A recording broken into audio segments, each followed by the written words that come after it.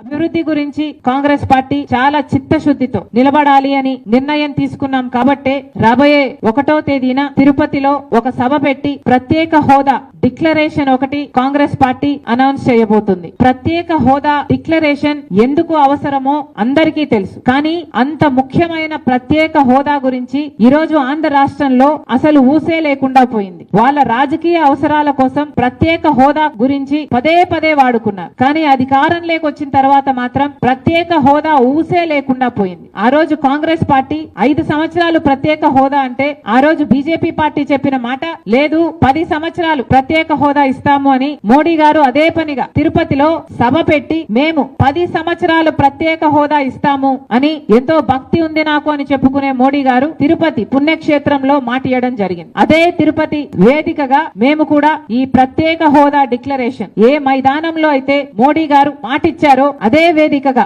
అదే మైదానంలో Congress party special status declaration 1వ తేదీ సాయంత్రంన అదే వేదికగా ఒక సభ పెట్టబోతున్నాం.